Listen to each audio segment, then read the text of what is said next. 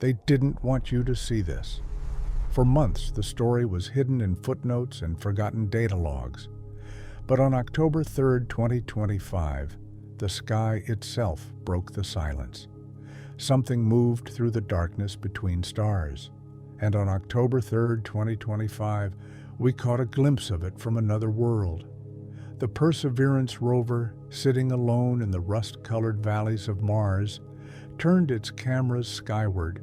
What it saw was faint, barely there, a whisper of light against the cosmic backdrop. But when astrophotographer Simeon Schmaus carefully layered 20 separate frames together, the whisper became undeniable. 3I Atlas, the third confirmed visitor from interstellar space, and it was exactly where the calculations said it would be. But here's where the story turns cold. That very same day, NASA quietly furloughed 15,000 employees. Budget cuts, they said, routine restructuring. Yet the Mars Reconnaissance Orbiter hung in perfect position above the red planet, its high-rise camera capable of resolution 30 times sharper than anything Perseverance could manage. ESA's Mars Express watched too. The ExoMars Trace gas orbiter had a front row seat. These machines, built for moments exactly like this, were positioned for the observation of a lifetime. So where are those images? Why do we have a grainy, stacked composite from a rover's navigation camera, but nothing from the instruments designed to capture celestial phenomena in exquisite detail? The silence is deafening. And beneath that silence, something stranger still. Remote viewers claimed to detect technology aboard this object, not in October, in August. Before the closest approach, before the images, before the furloughs, let's begin at the beginning, in the quiet way these cosmic mysteries deserve. Close your eyes if you'd like. Breathe slowly. We're going to explore something that defies easy explanation, layer by layer, question by question. And by the time dawn touches your window, you'll understand why 3I Atlas has become more than just another comet. You'll understand why some people are afraid. If you love space and the mysteries it hides, make sure to subscribe. You'll feel right at home here among the stars. Tell me, from which country are you watching tonight? July 1st, 2025. The Atlas Survey Telescope in Chile, one of 4 robotic sentinels scanning the heavens for potential threats, registered an anomaly, a moving point of light where no light should be moving. The trajectory was wrong. Everything about it was wrong. Most objects in our solar system follow elliptical paths, bound by the sun's gravity like stones tied to a string. This object followed a hyperbola, an open curve, the mathematical signature of something just passing through. The designation came quickly, C2025N1. But the scientific community would come to know it by another name, 3I Atlas. The 3I prefix marks it as the third confirmed interstellar object ever detected. The first was Oumuamua in 2017, that strange tumbling needle that accelerated without a visible coma, sparking years of debate about whether it might be something other than a comet. The second was 2I Borisov in 2019, more traditionally comet-like, with a recognizable tail and behavior that fit expectations. 3I Atlas should have been the third data point, the object that helped us understand the pattern. Instead, it became the outlier that shattered the emerging consensus, because from the very first observations, nothing about this visitor behaved the way it should. Its brightness fluctuated in ways that suggested something more complex than a simple, dirty snowball tumbling through space. Its trajectory showed no deviation, no outgassing-induced acceleration like Oumuamua, yet it clearly possessed a coma, a contradiction wrapped in ice and dust. When the James Webb Space Telescope turned its infrared gaze toward 3I Atlas in late July, astronomers expected to find water. Comets are essentially frozen reservoirs from the early solar system, or in this case, from some other star's planetary formation. Water should dominate. Water ice sublimates, creates the characteristic tail, drives the activity we associate with these ancient wanderers. But JWST's spectroscopic analysis revealed something troubling. The coma wasn't dominated by water at all. It was drowning in carbon dioxide. The ratio was 8-1. For every molecule of water vapor, 8 molecules of CO2 surrounded this object.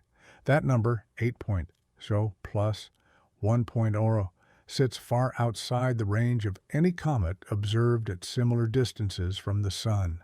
Far outside.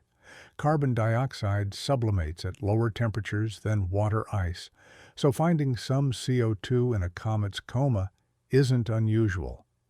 But this level of dominance, this suggests something fundamentally different about where 3I Atlas formed, or what it's made of, or perhaps when it formed. Think about what carbon dioxide dominance implies. In our solar system, the regions where CO2 ice can survive in abundance are cold, extremely cold. The outer reaches beyond Neptune, in the scattered disk where dwarf planets like Eris and Makemake drift in the darkness. Even there, water ice exists. But in an environment rich with carbon, poor in oxygen-bearing minerals, or exposed to different stellar radiation during formation, you might create an object where CO2 vastly outweighs water. You might create something unlike anything in our Sun's family. Or you might create something artificial, something designed, a thought that mainstream astronomy refuses to entertain, but whispers about nonetheless. Because carbon dioxide can be manufactured. It's a product of combustion, of respiration, of industrial processes. It's what we exhale, what our machines produce. And while natural processes certainly explain the presence of CO2 in cosmic ice, the extreme ratio begs a question that makes scientists uncomfortable. Could this be a fuel, a propellant, a byproduct of technology we don't understand? Let's stay with the science for now. Let's follow where the data leads before we venture into speculation. But keep that ratio in your mind. 8-1. Water should dominate, but it doesn't. Remember that as we go deeper. The polarization measurements came next, and they deepened the mystery in ways that made veteran astronomers check their instruments twice. Polarimetry, the study of how light waves vibrate as they bounce off particles. It's an elegant diagnostic tool revealing the size, shape, and composition of dust grains in a comet's coma without ever touching them. Every comet has a polarization signature as unique as a fingerprint, and 3I Atlas's fingerprint matched nothing in our records. The observations came from multiple observatories: the Very Large Telescope in Chile, the Nordic Optical Telescope in Spain. Each instrument independently measured how the sunlight scattered by 3I Atlas's dust became polarized, and each instrument returned the same troubling result. At a phase angle of approximately 7 degrees, the polarization plunged to negative 2.7%, a deep, narrow trough in the data. The negative polarization branch, as astronomers call it, was unprecedented in its depth and sharpness. To understand why this matters, picture sunlight striking a dust particle. Depending on the angle, the composition, and the particle's structure, the reflected light becomes polarized in specific ways. Most solar system comets show negative polarization at small phase angles, yes, but not like this. Not this deep, not this narrow. The inversion angle, where polarization swings from negative to positive, occurred at 17 degrees. That combination, the depth, the narrowness, the inversion point, has never been recorded in any asteroid or comet observation. Not even in 2I Borisov, the previous interstellar visitor. The scientists who published these findings used careful language. They noted the measurements were unprecedented. They suggested the dust properties might resemble certain trans-Neptunian objects more than typical comets. They acknowledged this was unexpected for an object that otherwise appeared comet-like. But you can read between the lines of scientific papers. You can hear the unspoken questions. What kind of dust produces this signature? What conditions during formation would create particles with these exact scattering properties? And why would an interstellar object carry dust so radically different from anything in our cosmic neighborhood? Then came the water, or rather, the question of water. The Swift Observatory, named after the brilliant astrophysicist Neil Gehrels, carries ultraviolet telescopes designed to catch the brief, violent deaths of massive stars. But it can also detect something far subtler, hydroxyl emission at 3,085 angstroms. When water molecules break apart under solar radiation, they produce hydroxyl radicals, OH. That emission line becomes a proxy for water production, a way to measure how much ice is sublimating from a comet's nucleus. In late July, Swift turned toward 3I Atlas. The object was 3.5 to 1 astronomical units from the Sun. To put that in perspective, that's beyond the orbit of Mars, out where the Sun's warmth fades to a cold whisper. Water ice doesn't sublimate easily at that distance. Most comets remain dormant, frozen, waiting until they swing much closer to the inner solar system before they begin releasing water vapor in significant quantities. Yet Swift detected hydroxyl emission, clear and measurable. The calculations suggested 3I Atlas was releasing 1.35 10^97 water molecules per second, with an uncertainty of about 20%. That translates to roughly 40 kilograms every second. 40 kilograms of water vapor streaming away from a frozen nucleus far from the Sun's heat, where such activity shouldn't be vigorous. The researchers estimated that at least 20% of the comet's surface was actively outgassing. 20%. That's an extraordinarily high fraction. Most comets show active regions covering just a few percent of their surface, localized vents where subsurface ice finds a path to space. What would cause such widespread activity? One possibility is that 3I Atlas is unusually porous, allowing heat to penetrate deeper into its structure, finding ice that would normally remain frozen. Another is that its composition includes supervolatile ices, substances that sublimate at even lower temperatures than water. Carbon dioxide, which we know dominates the coma, is one such substance. It could sublimate vigorously, fracturing the surface, exposing freshwater ice to space. But that explanation requires a delicate balance. Too much fracturing, and the object should brighten dramatically, perhaps even fragment. Too little, and we wouldn't see this level of water production.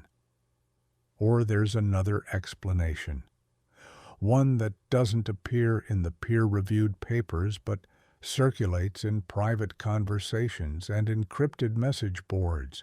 What if the outgassing isn't entirely natural? What if those active regions aren't random surface features but something more deliberate? Vents, exhausts, cooling systems for an interior that generates its own heat. It sounds like science fiction, and perhaps it is. But when an object defies expectations in multiple independent ways, composition, polarization, activity, the human mind searches for unifying explanations. And sometimes those explanations venture into uncomfortable territory.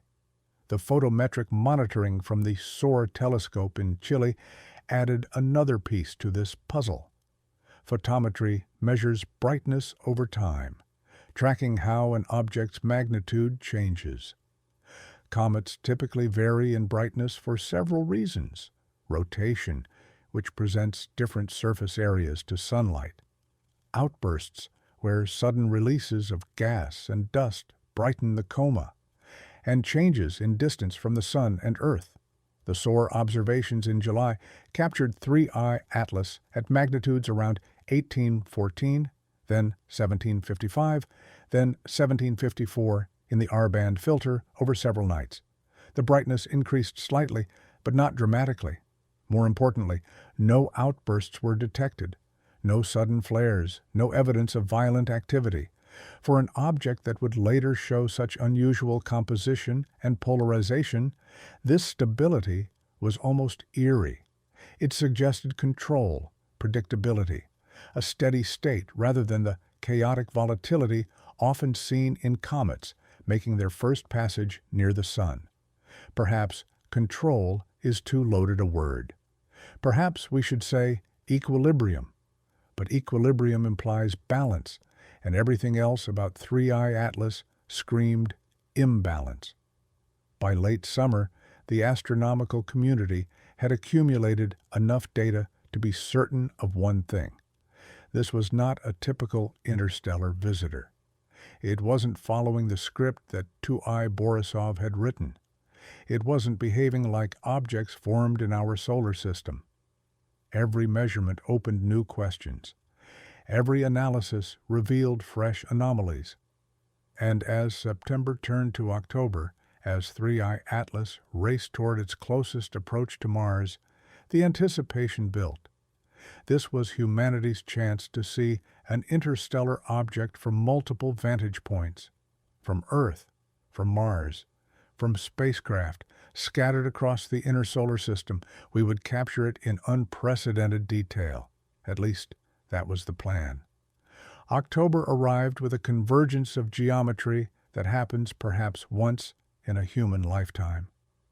3I Atlas, on its hyperbolic arc through the inner solar system, would pass within 29 million kilometers of Mars on October 3rd.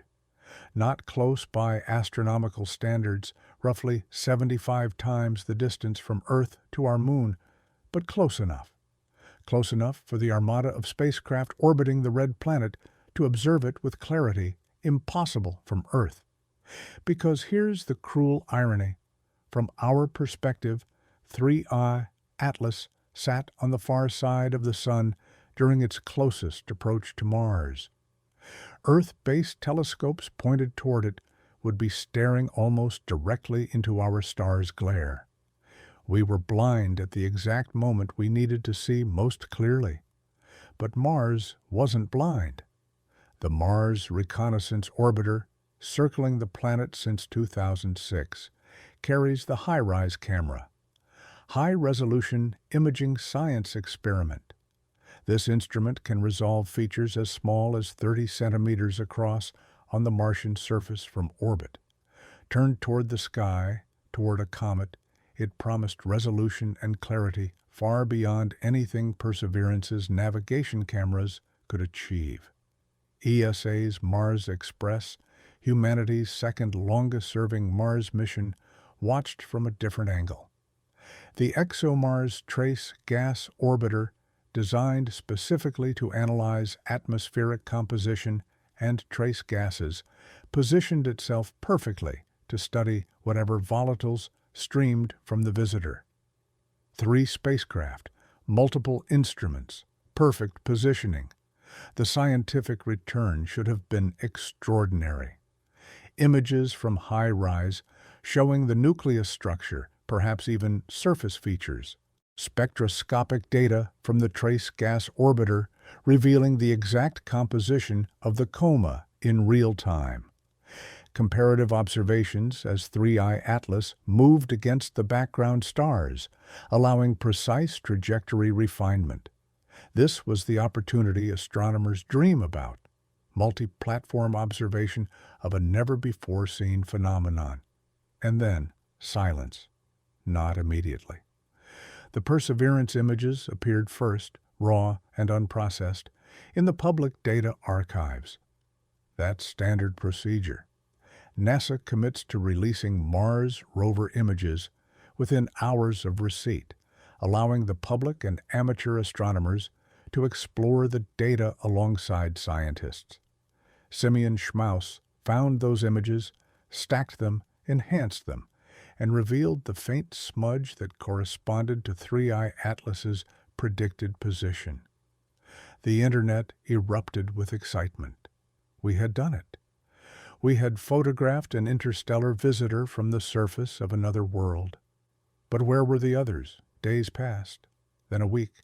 The public data archives for Mars Reconnaissance Orbiter remained silent on any 3-eye atlas observations.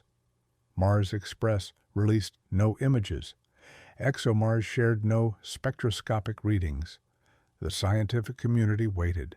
Amateur astronomers checked the archives daily, hourly, searching for raw data that should have been uploaded as a matter of routine. Nothing appeared. Official channels offered no explanation. No press releases announced successful observations.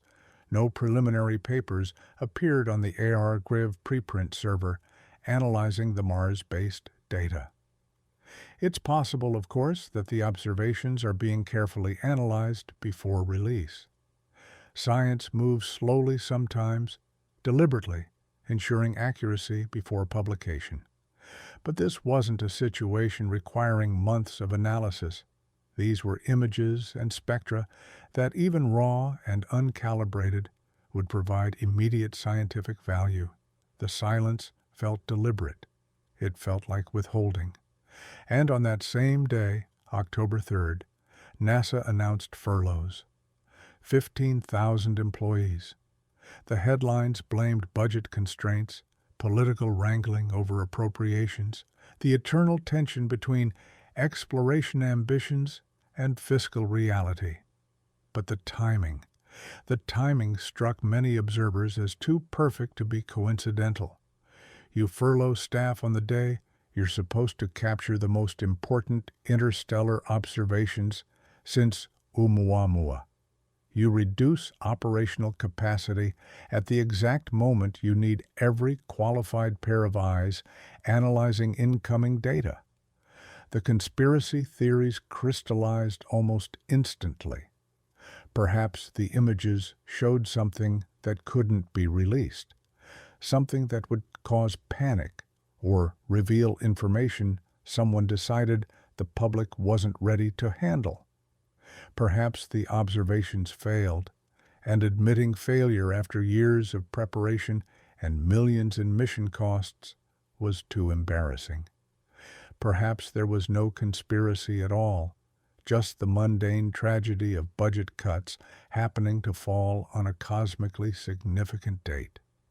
But humans are pattern-seeking creatures. We connect dots, and when those dots form a picture that suggests intentional obfuscation, we can't help but wonder. Let's talk about remote viewing. It's a topic that makes traditional scientists uncomfortable, that exists in the hazy borderland between parapsychology and pseudoscience. The concept is simple, the implications extraordinary.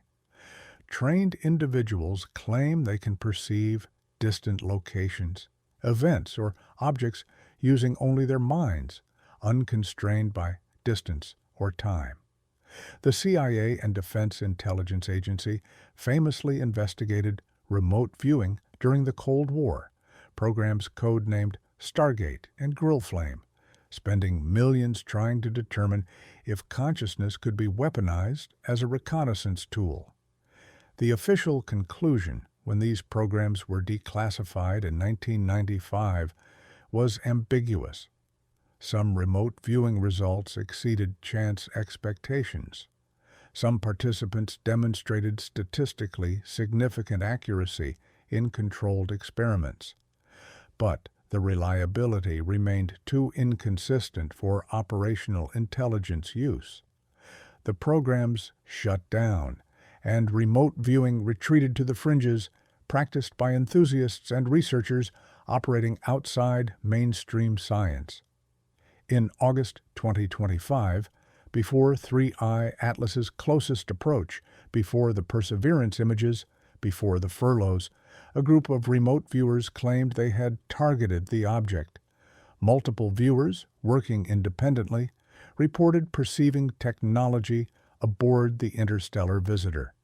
Not natural geological formations, not ice and rock and frozen gases, technology, structures, perhaps even function. The reports varied in specifics but converged on that central theme. 3I Atlas was not entirely natural. Now we must be careful here. Remote viewing has never been validated as a reliable method under rigorous scientific conditions that satisfy the broader scientific community. Anecdotal successes could be chance, confirmation bias, cold reading, or any number of cognitive shortcuts the human brain employs. The fact that multiple viewers reported similar impressions might reflect shared cultural expectations about interstellar visitors, rather than genuine paranormal perception.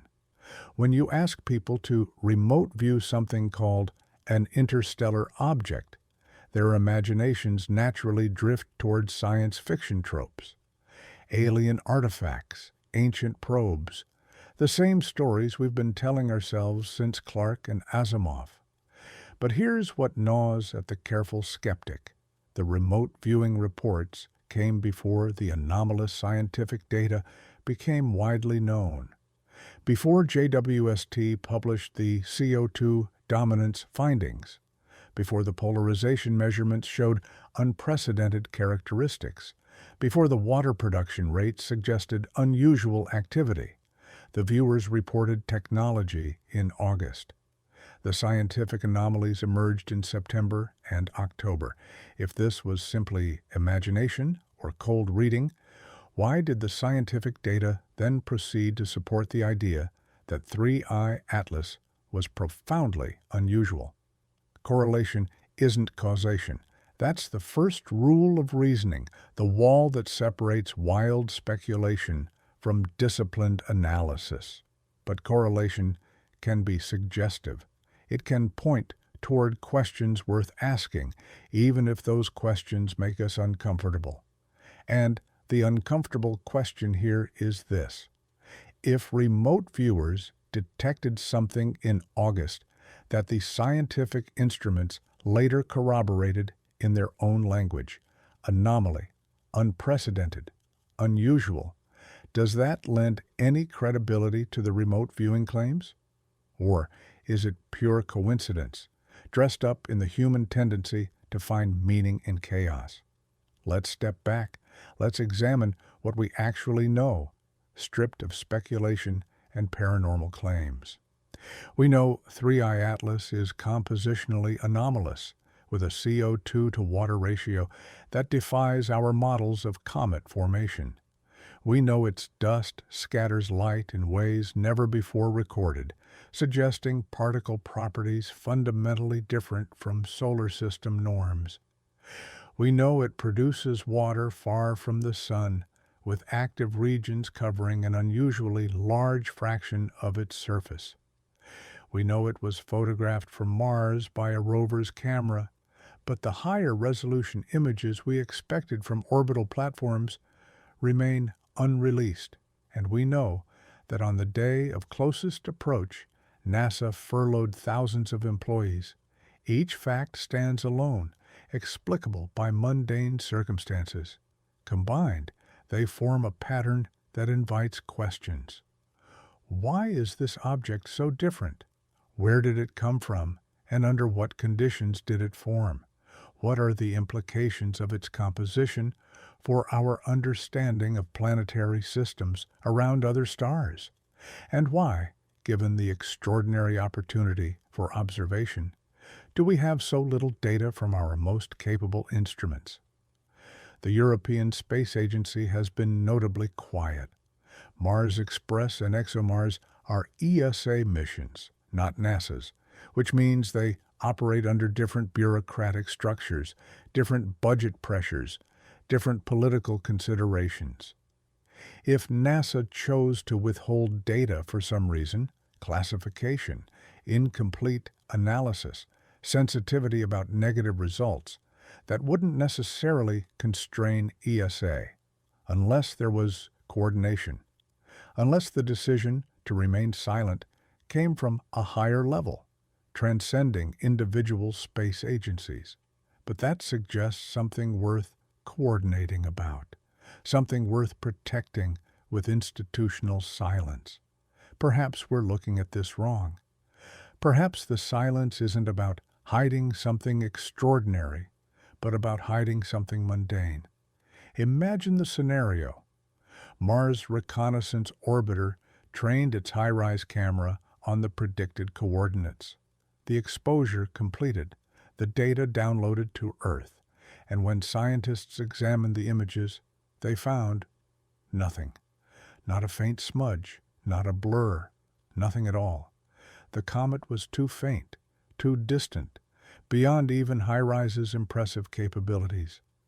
That would be embarrassing, certainly. Years of preparation, mission planning, public anticipation, all leading to a blank image. The Perseverance images, crude as they are, at least captured something. To admit that your flagship instrument failed where a rover's navigation camera succeeded, that invites uncomfortable questions about mission justification and budget allocations. But even this explanation has problems. HiRise has captured images of Earth from Mars orbit. Earth, seen from Mars during closest approach, spans only about 100 pixels across from HiRise's perspective, but it's visible, clear, recognizable. 3i Atlas, at 29 million kilometers, presented a smaller target, true, but it possessed a coma.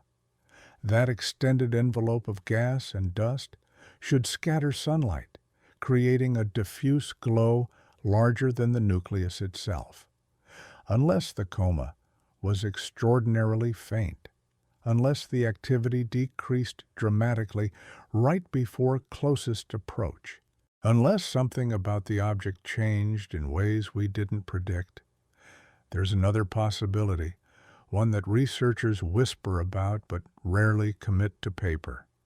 What if 3i Atlas changed course, not dramatically, not in a way that would scream artificial propulsion, but subtly?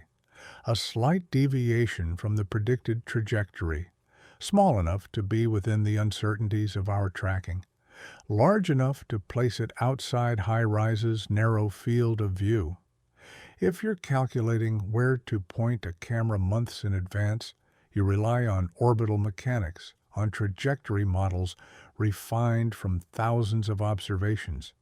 But those models assume no thrust, no acceleration beyond gravitational influences, and the gentle push of outgassing. Oumuamua taught us that assumption might be wrong. The first interstellar visitor showed unexplained acceleration as it left the solar system. Tiny, barely measurable, but real. Scientists debated explanations for years, outgassing from one side of the object, creating a rocket effect, radiation pressure from sunlight acting on an unusually shaped body. Some researchers, including Harvard's A.V. Loeb, suggested it might indicate technology, a light sail perhaps, or some other form of propulsion we don't fully understand. The debate never truly resolved. Oumuamua left our observational range, taking its secrets with it. 3i Atlas showed no such acceleration in the trajectory data available before October. But trajectory data only reveals what we measure. If the acceleration was small enough, if it occurred during periods when tracking observations were sparse, if the thrust vector aligned in ways that didn't dramatically alter the orbital parameters we monitor most closely, it might hide in the noise. It might be invisible until you tried to photograph the object at a precise moment and discovered it wasn't quite where you expected. This is speculation, pure speculation, but it's grounded in the strange fact pattern we're trying to understand. An object with unprecedented properties arrives from interstellar space. We prepare to observe it from Mars. The observations either fail or remain unreleased. And the one image we do have, from Perseverance, required stacking 20 frames and enhancement to reveal anything at all. What if the other spacecraft pointed their instruments at the predicted coordinates and found empty space?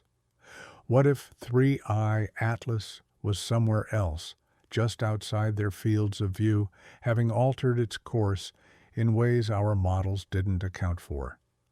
Let's follow that thread a little further. If an object can change course, even slightly, that implies control. Control implies intent. Intent implies intelligence. And intelligence raises the question we've been dancing around since we started this journey.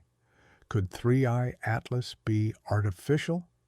Not a comet at all, but something designed, built, launched by minds that evolved under a different sun.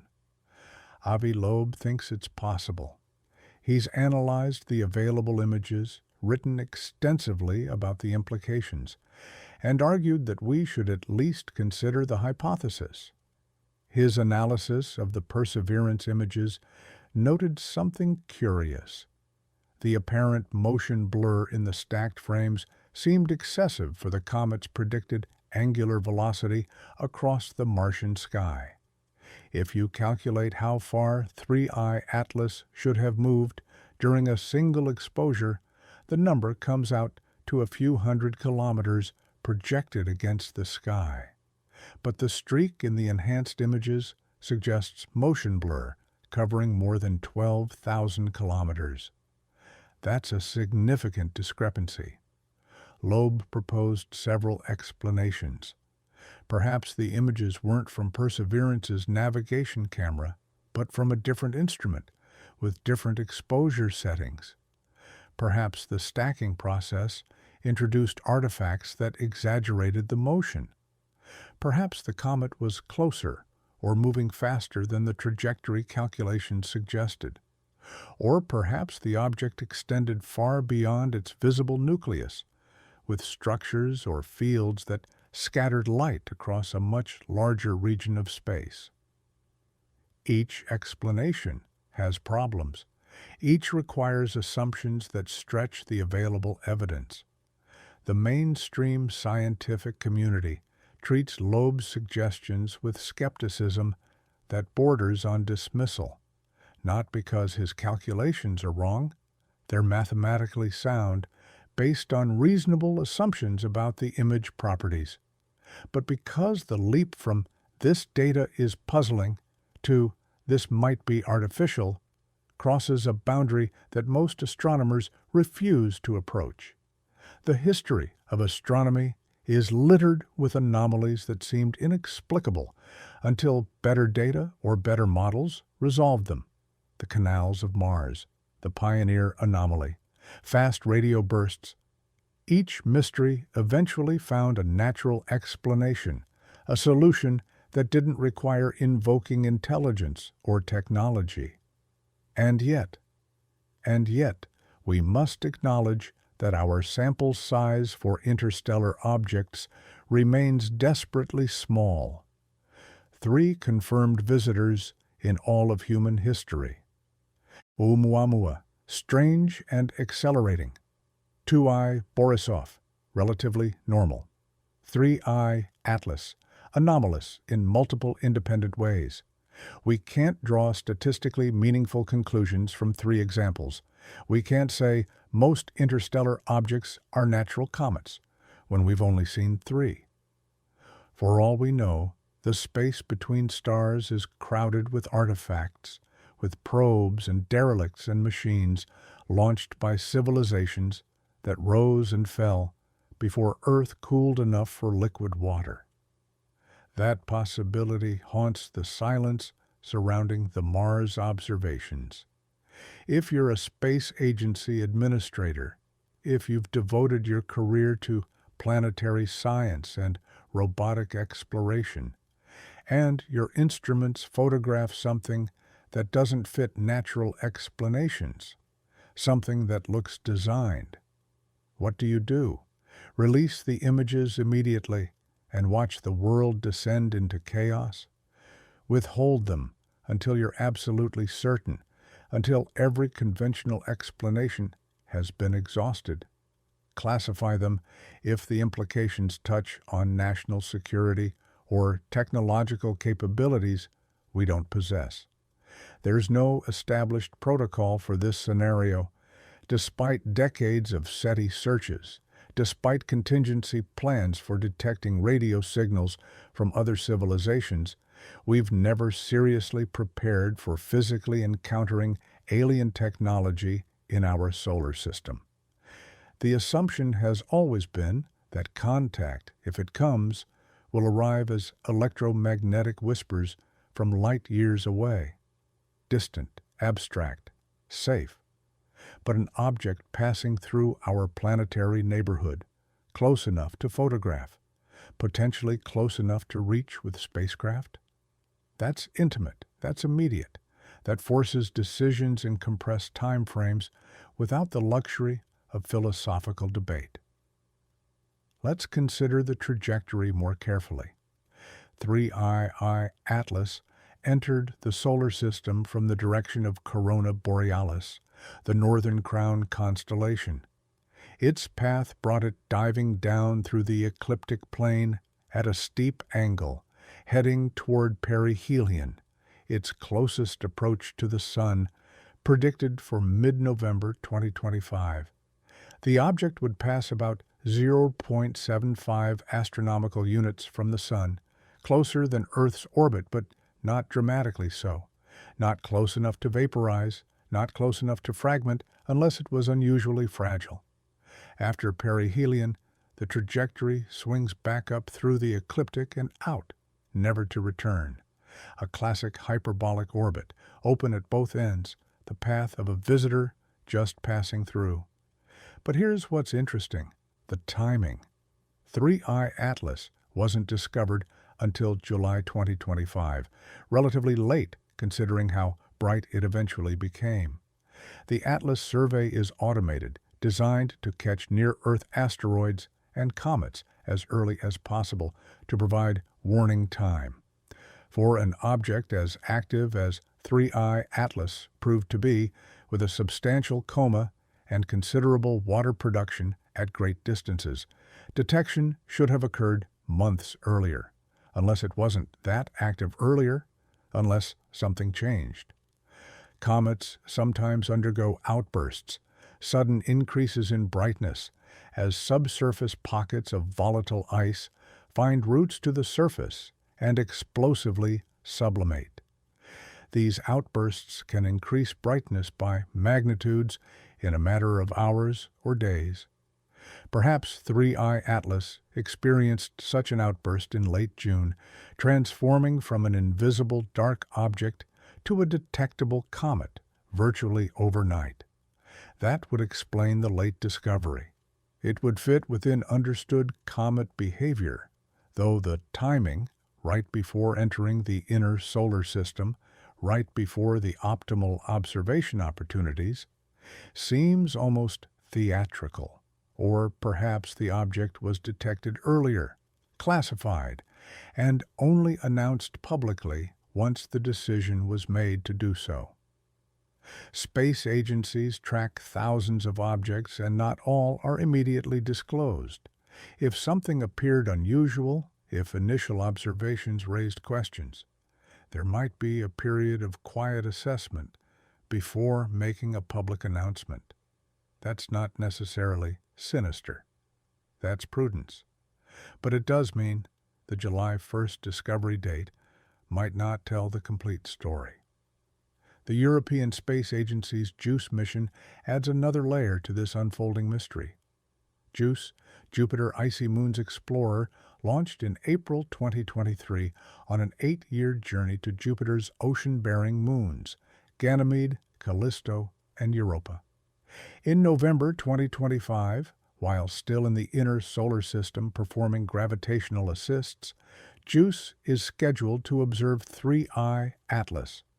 By that time, the comet will have passed perihelion, swung around the Sun, and begun its exit trajectory. It will be closer, more active, potentially sporting a dramatic tail as solar heating peaks and volatiles stream away in visible splendor. JUICE carries sophisticated instruments: the Janus camera system, the MAGIS spectrometer for infrared imaging, the UVS ultraviolet spectrograph. These aren't instruments designed for cometary observation. They're built to study Jupiter's magnetosphere and the surface composition of icy moons, but they're capable of opportunistic science.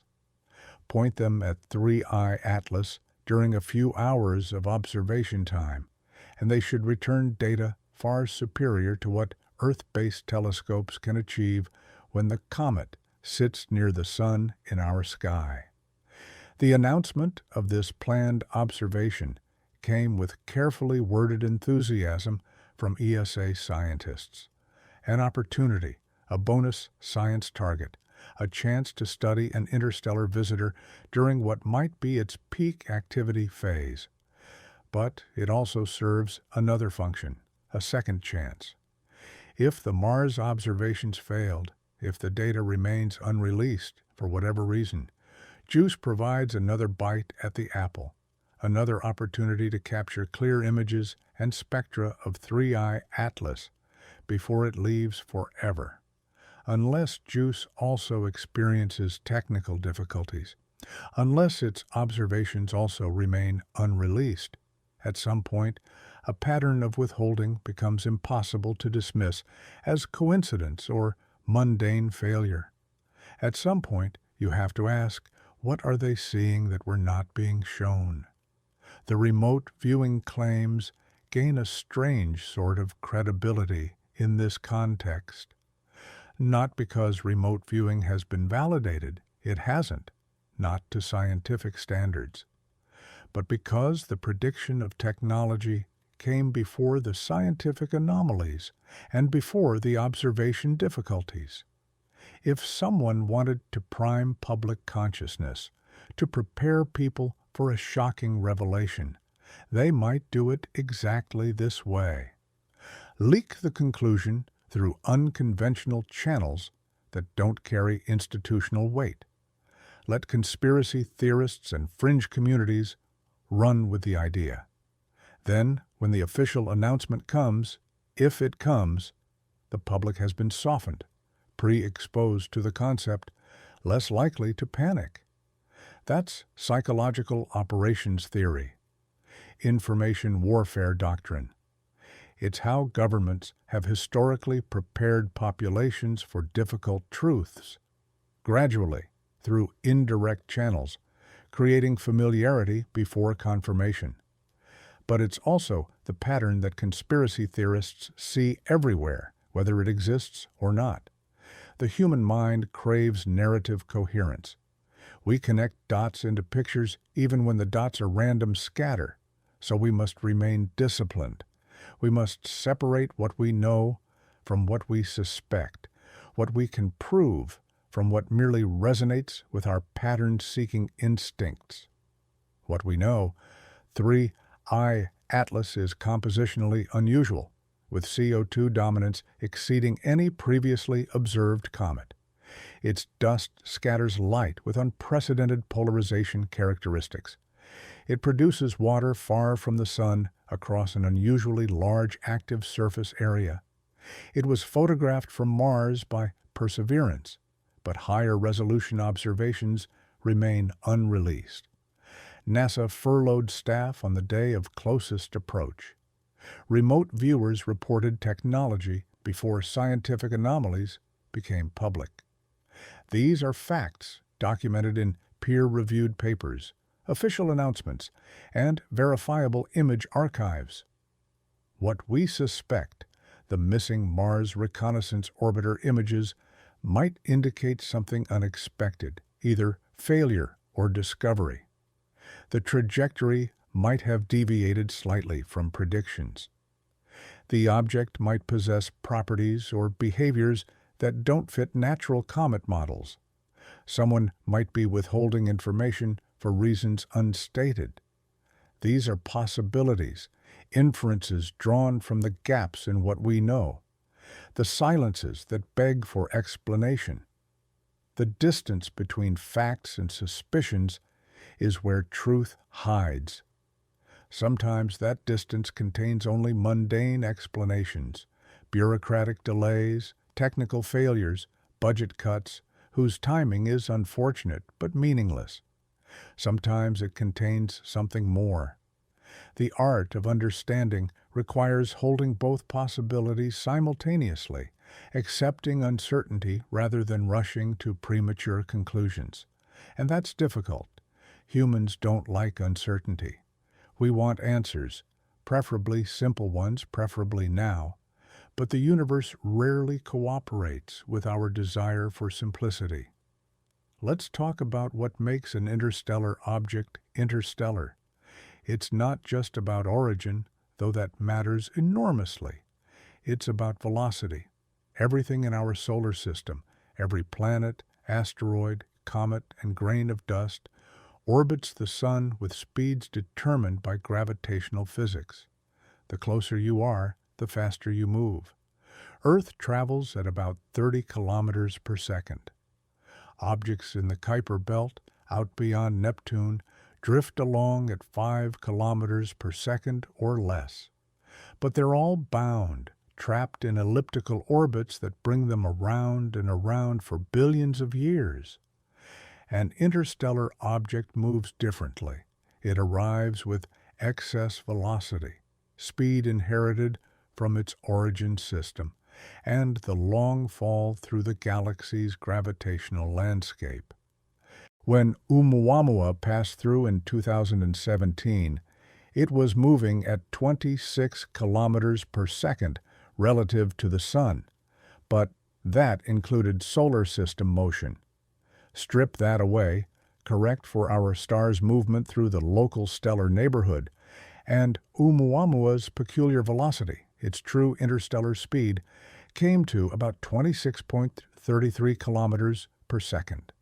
Fast enough to escape the Sun's gravity well without ever slowing down enough to be captured. 3I Atlas carries similar excess velocity.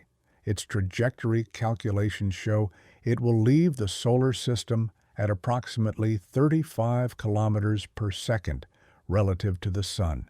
That's the escape velocity at this distance, plus the additional speed it brought from beyond. You can work backward from that exit velocity to determine where the object came from, what star system might have been its origin point. The calculations are complex, accounting for stellar motions over millions of years, gravitational perturbations from nearby stars, the uncertain history of the object's journey. But they give us possibilities, candidate systems that 3I Atlas might have once called home. The leading candidates include several red dwarf stars within a few hundred light years. Red dwarfs are the most common stars in the galaxy, small, dim, long-lived. They're also prone to violent flares in their youth, eruptions of radiation, and charged particles that might sterilize any nearby planets or, conversely, drive interesting chemistry in planetary atmospheres. If 3I Atlas formed in a red dwarf system, it might have experienced radiation environments vastly different from our Sun's gentle output. That could explain its unusual composition. High-energy radiation can process ices, break molecular bonds, reform them in unexpected combinations. But here's the frustrating reality. We can't know for certain. The trajectory backward through time becomes increasingly uncertain the farther you go. Small measurement errors in current position and velocity propagate, fan out into vast regions of possibility space. After a million years of drift through the galaxy, a 1% error in velocity measurement translates to uncertainty spanning light years. We can narrow the list to candidate regions, but we can't point at a specific star and say, there, that's home. Unless we find something more definitive. Unless we find a signature, a marker, something that screams origin in ways that trajectory calculations cannot. What would such a marker look like? In nature, isotopic ratios, the proportions of different atomic isotopes in a comet's ice, reveal the conditions during formation, the temperature and pressure and radiation environment. Every stellar system has a unique isotopic fingerprint, subtle variations in deuterium to hydrogen ratios, in carbon-13 versus carbon-12, in oxygen isotopes. If we could analyze 3I Atlas's isotopic composition in detail, compare it to models of different formation environments, we might pinpoint its origin with confidence. But if 3I Atlas isn't natural, if it's artificial, then the signature might be something entirely different. Geometric structures too regular for geological processes. Electromagnetic emissions at frequencies no comet should produce. Chemical compounds that don't form through natural cosmic chemistry. Isotopic ratios that are too pure, too refined, showing evidence of enrichment or separation processes that require technology. This is why high-resolution imaging matters so much. This is why the missing high-rise data cuts so deep. A detailed photograph might answer questions that spectroscopy alone cannot. The Hubble Space Telescope observed 3I Atlas in August, before the Mars closest approach. Hubble operates in visible and ultraviolet wavelengths with resolution sufficient to reveal nuclear structure in comets, irregular shapes, brightness variations that might indicate rotation or surface features. Those observations haven't been publicly released either, which is less unusual than the Mars data. Hubble observations typically go through a proprietary period where the requesting scientists have exclusive access before public release. That's standard, but the timing once again raises eyebrows. The most unusual interstellar object ever detected, and we're waiting on images. There's a spacecraft currently in the outer solar system that might be relevant. New Horizons. After its spectacular Pluto flyby in 2015 and its encounter with the Kuiper Belt object Arrokoth in 2019, New Horizons continues outward, exploring the frontier between the Sun's domain and interstellar space. It's not positioned to observe 3I Atlas directly. The geometry is wrong, the distance is too great, but New Horizons carries instruments designed to study the interstellar medium, the thin gas and dust between stars. If 3I Atlas is shedding material unusual enough, if its tail carries isotopic or chemical signatures distinct from solar system norms, New Horizons might detect traces in the interstellar medium that the visitor left behind. That's a long shot. Space is vast, and the odds of New Horizons intersecting 3I Atlas's trail are vanishingly small. But NASA has used New Horizons for opportunistic observations before, pointing its cameras at distant objects when nothing else demands attention. The spacecraft operates on a shoestring budget now, with minimal ground contact to conserve funds, but it's still functional, still listening, still capable of surprises. The asteroid belt between Mars and Jupiter presents another consideration. 3I Atlas's trajectory carried it through the belt during August and September. If the object is shedding material, if pieces are breaking off, either naturally through thermal stress or deliberately as some kind of deployment, those fragments might remain in solar orbit. Small chunks of interstellar material, too small to detect as independent objects, but potentially recoverable by future missions.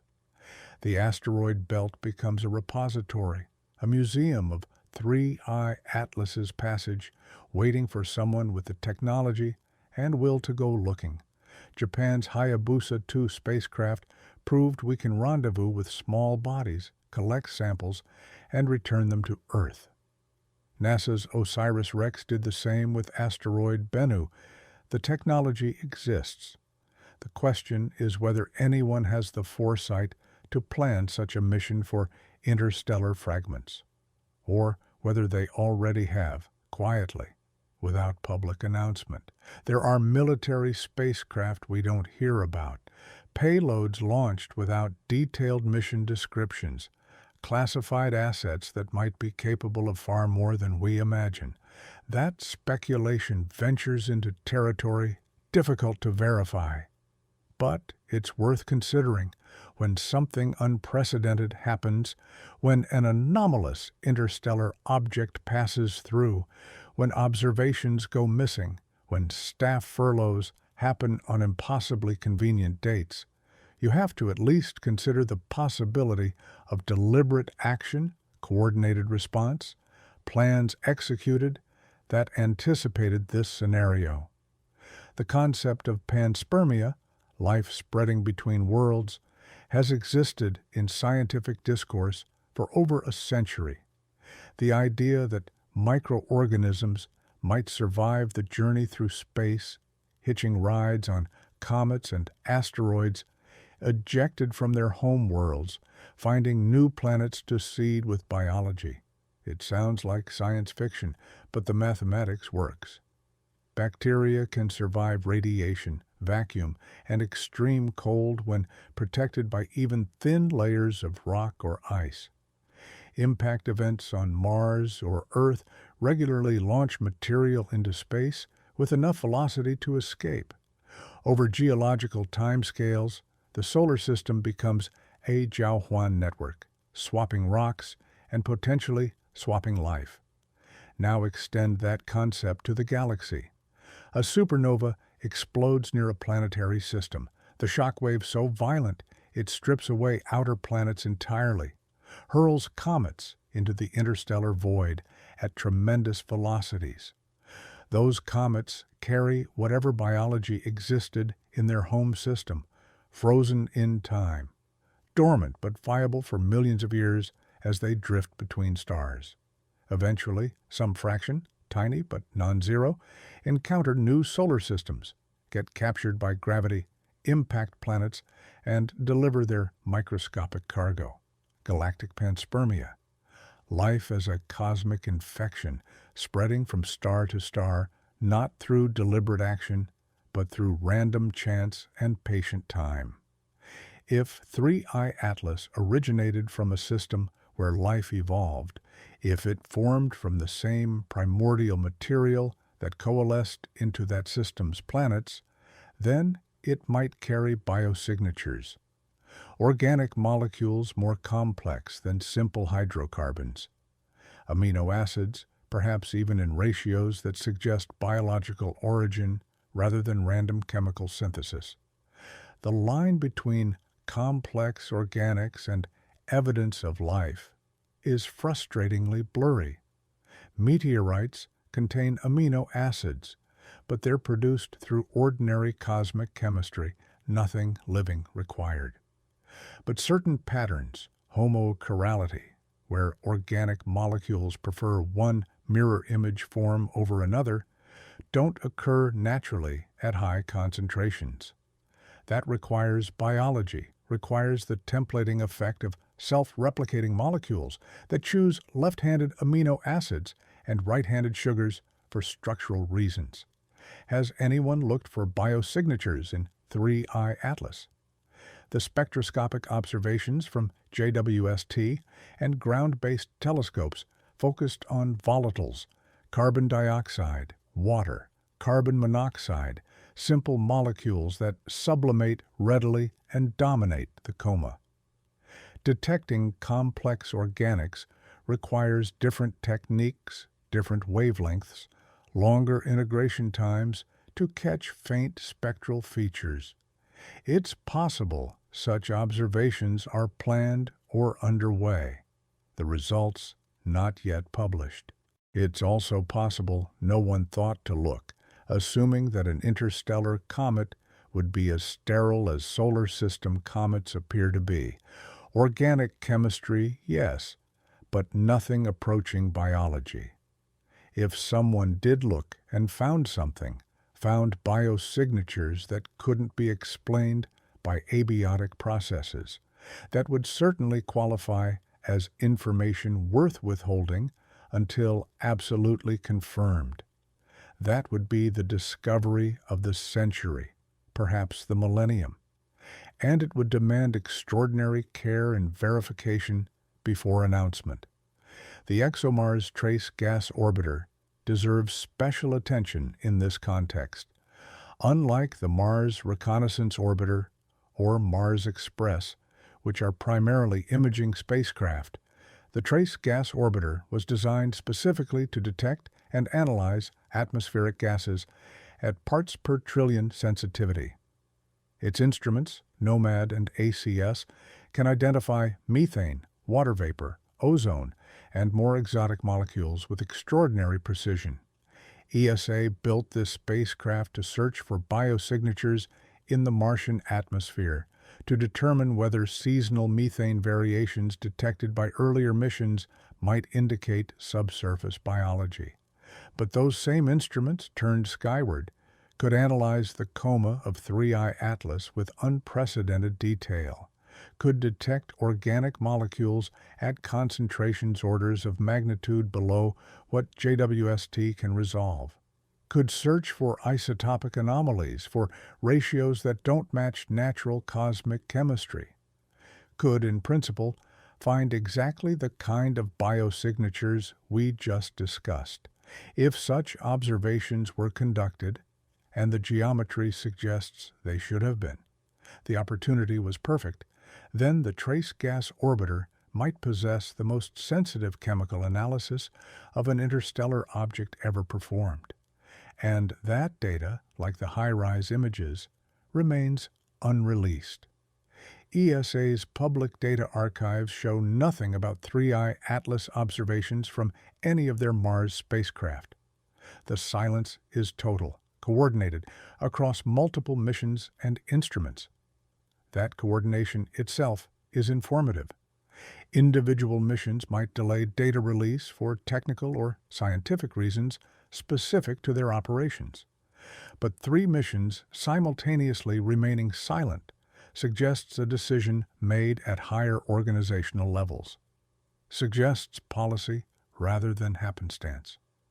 European space policy traditionally favors openness, rapid data release, international collaboration. ESA's culture differs from NASA's in many ways, but both share a commitment to transparency born from public funding and scientific norms. When ESA chooses to withhold data, it's usually for clearly stated reasons: calibration difficulties, instrument anomalies, competitive proprietary periods for sensitive observations. But none of those explanations have been offered for the 3I Atlas observations. There's just absence where there should be presence, silence where we expect communication. And that absence grows more deafening with each passing week. October has turned to November now, as we speak softly through this long night. The comet approaches perihelion, the moment of closest solar encounter, when solar heating peaks and activity should reach maximum intensity. Ground-based telescopes, no longer staring into the sun's glare, have regained clear views of 3I Atlas. Amateur astronomers with backyard setups are capturing images, tracking the comet's evolution, measuring its brightness and the length of its developing tail. These citizen scientists, unburdened by institutional constraints, share their data freely, post images to forums and social media, collaborate across continents in real-time analysis. In some ways, they're seeing things the official missions haven't shown us, or won't show us, or can't show us for reasons unstated. The amateur observations reveal something interesting. 3I Atlas is brightening, but not as dramatically as models predicted. For a comet at 0.75 AU from the Sun, with the level of activity detected at greater distances, the standard cometary brightness equations suggest it should reach perhaps magnitude 7 or 8, visible to the naked eye under dark skies, an obvious presence for anyone who knows where to look. But the reports coming in cluster around magnitude 9 to 10, dimmer than expected, requiring binoculars or small telescopes to observe. Either the activity isn't ramping up as it should, or the comet is larger and darker than estimates suggested, reflecting less sunlight than anticipated. Both explanations carry implications. If activity isn't increasing near perihelion, that's unusual. Comets typically follow predictable brightness curves, brightening steeply as solar distance decreases and volatile sublimation accelerates. A flattening of that curve suggests something about the composition or structure is suppressing the expected activity. Perhaps the nucleus is covered in a non-volatile crust, dark material that insulates the ice beneath, allowing only limited outgassing through cracks and vents. That happens sometimes with old comets that have made many passages through the inner solar system, their surfaces modified by repeated heating. But 3I Atlas is making its first and only solar approach, arriving pristine from interstellar space. It shouldn't have a weathered crust, unless it isn't pristine, unless it's old in a different way, not weathered by solar passages, but by millions of years drifting through the interstellar medium, exposed to cosmic rays and interstellar dust abrasion, building up a dark, organic, rich mantle that coats its surface like tar. That's speculative, but it fits the polarization data suggesting unusual dust properties. It also fits the CO2 dominance, if the surface is heavily processed, modified by radiation chemistry. Water ice might be depleted or locked away, while carbon compounds remain abundant. Or perhaps the comet is actively managing its output, controlling its outgassing, releasing volatiles at rates determined by something other than passive solar heating. That's the technological explanation again, the one that refuses to stay buried no matter how many times we try to dismiss it with natural mechanisms. If you wanted to traverse interstellar space without losing too much mass, you'd need to minimize unnecessary sublimation, restrict outgassing to what's needed for trajectory adjustments or thermal management. Approaching a new star, entering the dangerous inner system where temperatures soar and radiation intensifies, you'd want control. You'd want to meter your volatile reserves carefully, ensuring you have enough to complete whatever mission you're designed for and still escape with delta V to spare. Does that sound paranoid? Perhaps. Perhaps it's the natural result of too many anomalies piling up without resolution, the mind grasping for unified explanations when faced with data that refuses to cohere. But consider the alternative. Each anomaly is independent, a coincidence unrelated to the others. The CO2 dominance is just an unusual formation environment. The polarization is rare dust chemistry. The water production is a localized phenomenon. The missing images are bureaucratic delay. The furloughs are budgetary misfortune. The remote viewing is fantasy. And the brightness curve is simply a comet behaving slightly differently than models predict, which happens all the time. That's a lot of coincidences. That's a lot of independent anomalies, all clustering around a single object in a short time window. Occam's razor, the principle of parsimony, suggests we should prefer simpler explanations with fewer independent assumptions. But Occam's razor cuts both ways. Is it simpler to have a dozen unrelated anomalies, or one underlying cause that explains multiple observations? If that underlying cause is artificial object, then yes, we're invoking something extraordinary, something without precedent in our experience. But extraordinary explanations become necessary when ordinary explanations require more assumptions, more coincidences, more special pleading than the extraordinary alternative. This is the razor's edge we walk when confronting truly novel phenomena. We can't be so open-minded that our brains fall out, accepting any wild speculation without evidence.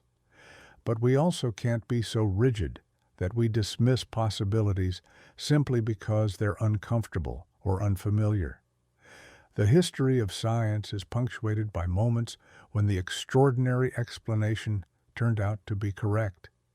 Meteors came from space, continents drifted across the globe, the universe began in a hot, dense state, black holes exist, quantum mechanics governs the atomic world. Each seemed absurd when first proposed, violating common sense and established intuition. Each became accepted when the evidence overwhelmed skepticism. We're not there yet with 3-Eye Atlas. The evidence remains ambiguous, the anomalies explicable through combinations of natural processes if you're willing to grant enough independent variables. But we're in that interesting zone where careful scientists start paying very close attention, where the dismissive certainty of obviously natural begins to soften into probably natural. But let's keep watching. And that shift in tone, subtle as it is, matters enormously. It opens space for serious investigation, for funding proposals that wouldn't have been considered before, for observations planned with the specific intent of testing artificial versus natural hypotheses. The Breakthrough Listen project, funded by Russian-Israeli billionaire Yuri Milner, has been monitoring 3-Eye Atlas for radio emissions. Breakthrough Listen represents the most sensitive and comprehensive SETI effort ever undertaken, using the world's largest radio telescopes to search for technosignatures from nearby stars and, opportunistically, from objects passing through the solar system. When Oumuamua appeared in 2017, Breakthrough Listen pointed the Green Bank telescope at it for several hours, searching for any radio transmissions that might indicate artificial origin. They found nothing, no narrowband signals, no modulated carriers, no evidence of technology in the electromagnetic spectrum they surveyed. They're doing the same with 3-Eye Atlas, observations conducted from multiple facilities to cover different frequency ranges and improve sensitivity. If the object carries active technology, communication systems, propulsion, energy generation, it might leak electromagnetic radiation detectable across interplanetary distances. The inverse square law works against us here. Even powerful transmissions weaken to whispers across millions of kilometers. But we're looking systematically with instruments capable of detecting a cell phone signal from Mars.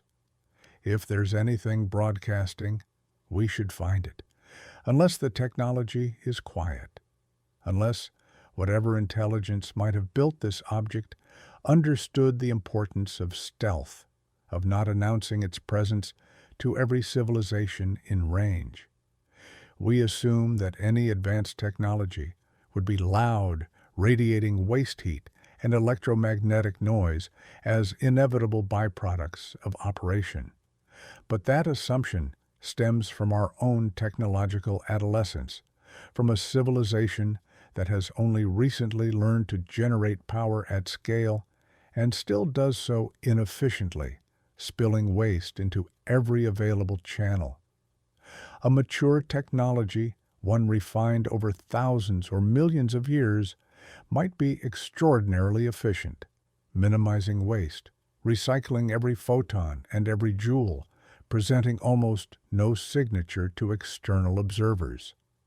That's the dark forest hypothesis in miniature, the idea that the galaxy might be filled with civilizations that remain deliberately silent, hiding from each other out of game-theoretic caution, assuming any other civilization might be a threat best avoided.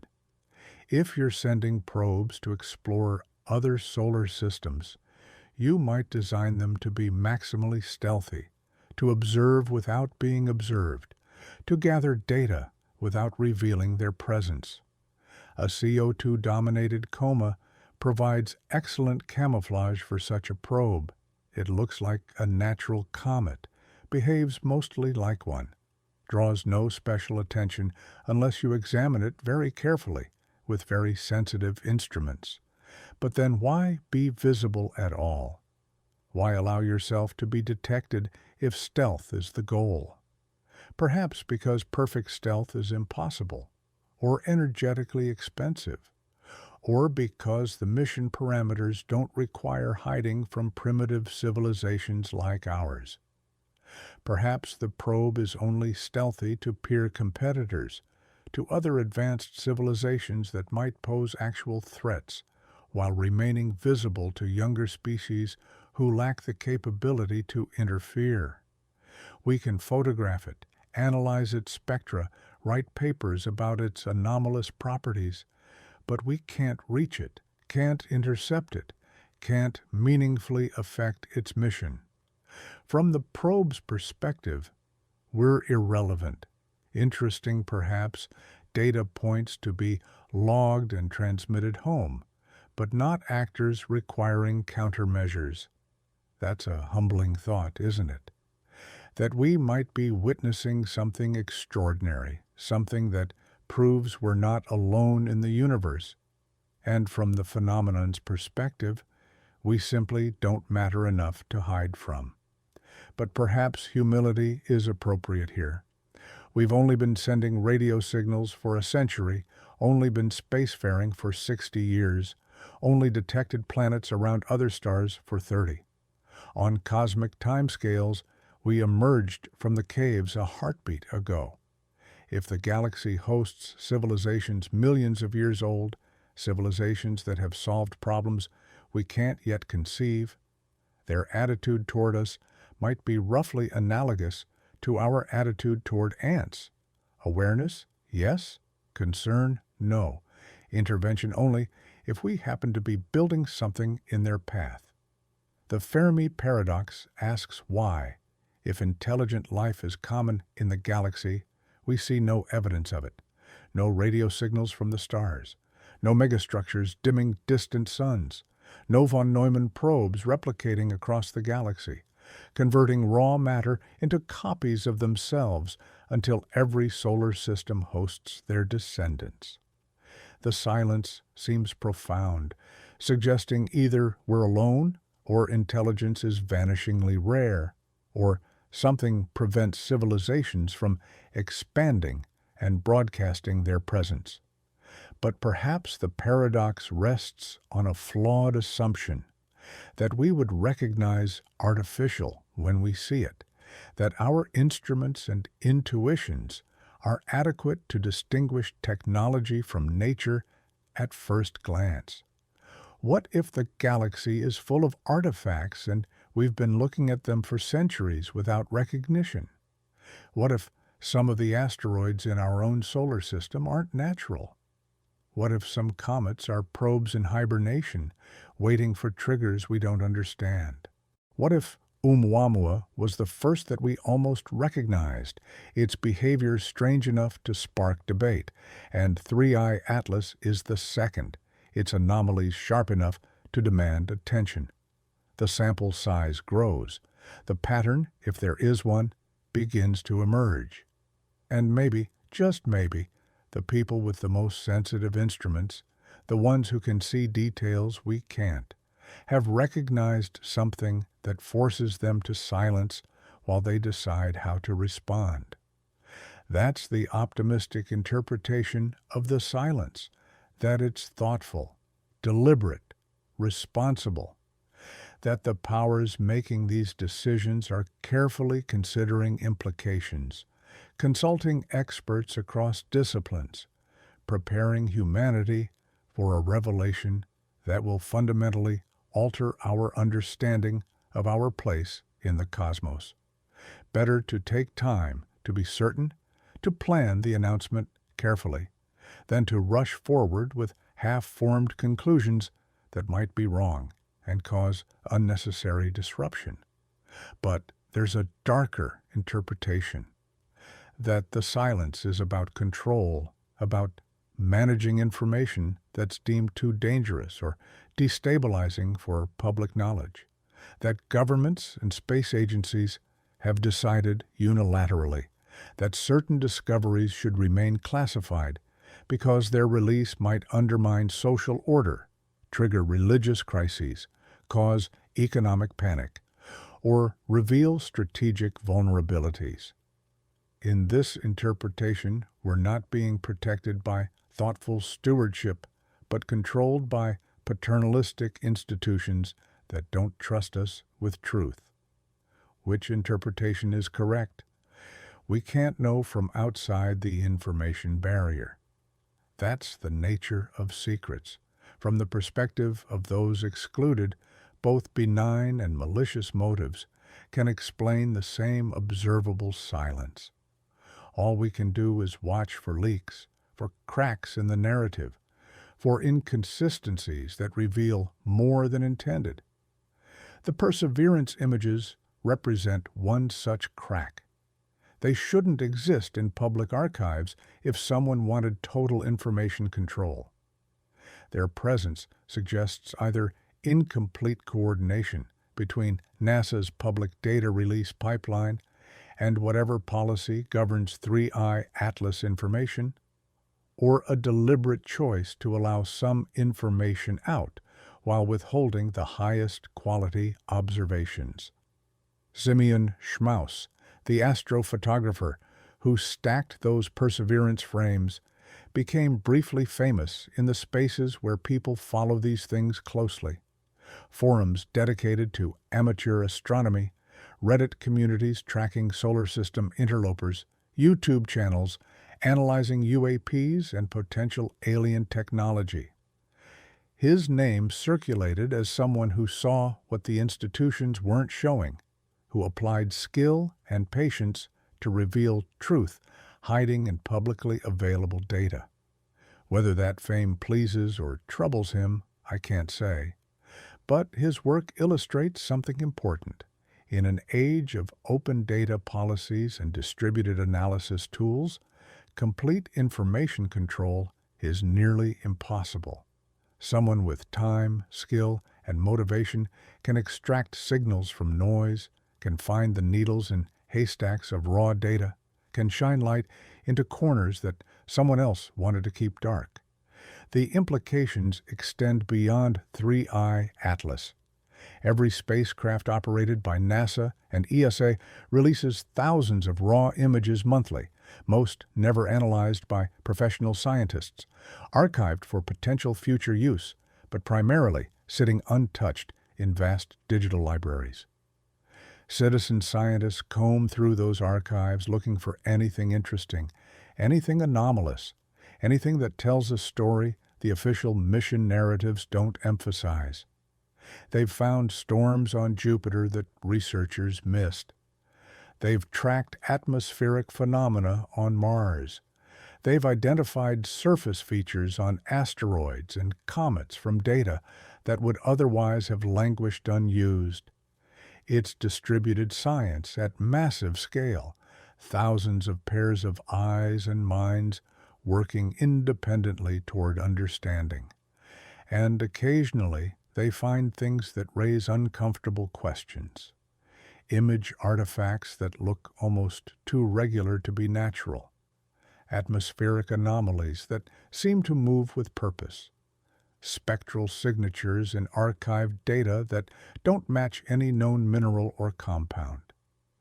Most of these turn out to be misunderstandings, artifacts of image compression, noise patterns misinterpreted, or natural phenomena outside the finder's area of expertise.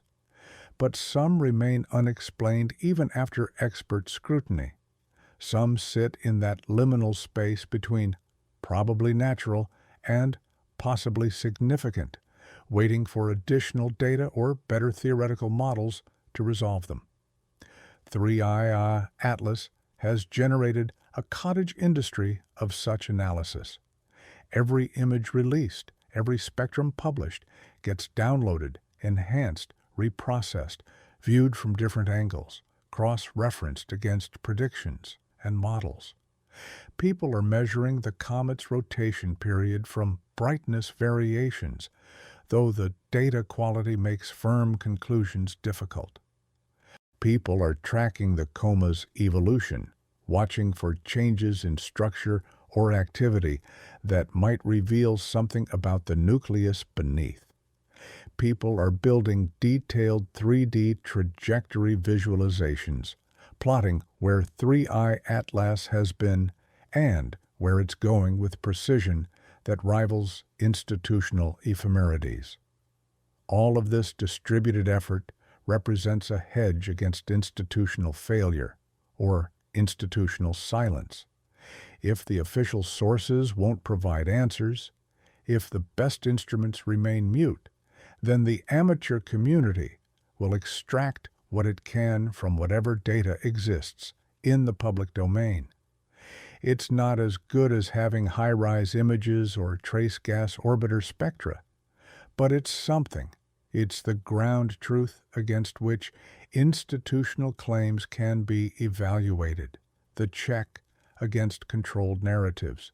And in this case, what the amateur community sees is an object that doesn't quite fit, that demonstrates properties no one expected, that demands explanation beyond the comfortable boxes we've built for categorizing cosmic phenomena.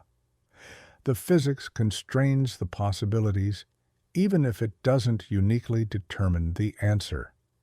An object arriving from interstellar space, moving on a hyperbolic trajectory, must have formed either in another star system or in the dark spaces between stars. Formation in interstellar space is possible in principle. There are molecular clouds where gas density reaches levels sufficient for ice accumulation on dust grains, building up larger aggregates over millions of years. But those objects tend to be small, dark, and compositionally similar to the molecular cloud material dominated by water ice and simple carbon compounds. 3i Atlas's CO2 dominance and unusual dust properties don't fit that origin well, so we return to formation in a planetary system around some distant star we may never identify. The question becomes, what kind of planetary system produces comets so different from our own? Our solar system's comets, both the short-period Jupiter family and the long-period Oort cloud objects, show fairly consistent compositions because they formed from the same primordial nebula, the same disk of gas and dust that collapsed to form the sun and planets. Variations exist, yes, reflecting different formation locations and temperatures. but the overall pattern remains recognizable. Their family, sharing genetic markers that trace back to common ancestry. 3I Atlas comes from a different family, one that formed under different conditions, perhaps a star system richer in carbon relative to oxygen than our Sun, where CO2 and carbon-rich compounds dominate over water throughout the planet-forming region, perhaps a system where stellar radiation from a more active young star photoprocessed the protoplanetary disk's ices, breaking down water preferentially and leaving CO2 enhanced. Perhaps a system that experienced unusual dynamical evolution, where giant planets migrated differently, heated the disk asymmetrically, created compositional gradients steeper than what our system shows. Each scenario can be modeled, tested against what we know about planetary formation and stellar evolution, and each produces predictions about what else we should see when we observe objects from similar origins. If interstellar visitors are common, if 3I Atlas represents a typical example from some population of extrasolar comets, then we should expect future visitors to show similar properties. More CO2 dominance, more unusual polarization, more anomalies that challenge our solar system-derived intuitions.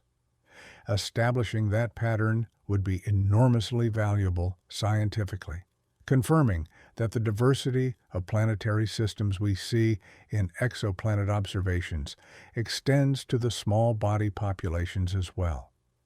But if 3I Atlas is unique, if future interstellar visitors don't share its properties, then we're left with a sample of one that defies broader context. An outlier not just in our experience but potentially in the galaxy's population of natural objects. And outliers demand special attention, demand explanations that might not apply to the general case. That's when the artificial hypothesis gains traction, not from one or two anomalies, but from the sustained pattern of uniqueness, the refusal of the object to fit any natural category cleanly. We're in a waiting game now, watching as 3I Atlas rounds the Sun and begins its outbound journey. Every day brings new observations, new data points, new opportunities to constrain its properties. The JUICE observations in November might finally provide the high-quality imaging and spectroscopy that the Mars observations promised but didn't deliver. Ground-based telescopes, now with clear lines of sight, are gathering light steadily, building up signal-to-noise ratios that will allow precise photometry, polarimetry, and spectral analysis. The Hubble observations, whenever they're released, should show nuclear structure and rotation. The full picture will emerge eventually, piece by piece, whether institutions cooperate or resist. And when that full picture emerges, we'll face a reckoning. Either the anomalies resolve into natural explanations, perhaps exotic but ultimately explicable within known physics and chemistry, and 3I Atlas becomes a lesson in the diversity of planetary formation across the galaxy. Or the anomalies persist, deepen, refuse resolution through natural mechanisms, and we're forced to seriously entertain the possibility that we've encountered technology, that we're not alone, that something out there builds and launches and explores just as we're beginning to do. Neither outcome is comfortable. The natural explanation, while less existentially threatening, carries its own weight. It means we understand far less about planetary formation than we thought. It means our sample size of one, our solar system, has led us into false confidence about universal processes. It means the galaxy is stranger, more diverse, more complex than our models capture.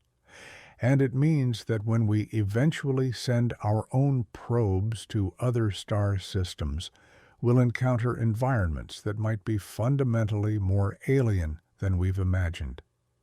The artificial explanation obviously changes everything. It means we have cosmic company, that intelligence has arisen elsewhere, perhaps many elsewheres, and developed technology capable of interstellar travel, even if only through patient, centuries-long probe missions. It means we become part of a larger community, actual or potential, connected not by proximity, but by the shared achievement of understanding our universe deeply enough to traverse it. It means we're no longer the only voice asking questions about existence and purpose and the nature of reality. Someone else has asked those questions, answered them differently, and reached conclusions that led them to build machines that cross between the stars. But it also means we're young, vulnerable, potentially at risk from misunderstanding or malice, or simple indifference from civilizations whose motives we can't fathom. The dark forest hypothesis isn't just paranoid speculation. It's a rational response to game-theoretic uncertainty. If you don't know whether the stranger approaching your campfire is friend or threat, caution seems wise. And we are very much the cautious species now, the one watching a stranger pass through our solar neighborhood, trying to determine intent from incomplete observations and ambiguous signals. The remote viewing claims, the ones we mentioned earlier, add another dimension to this uncertainty. Those reports didn't just claim technology, they claimed awareness, intention, even communication attempts, though the details remained vague and subjective in ways that make verification impossible. If there's any truth to those claims, and that's a substantial if, then 3i Atlas might not be an abandoned derelict or a simple probe executing pre-programmed instructions. It might be something more, a vessel still guided by intelligence, either artificial or biological, observing us even as we observe it, making decisions about how to interact or whether to interact at all. What would first contact look like if it came not as radio signals from light years away, but as a physical visitor to our solar system? Would we even recognize it?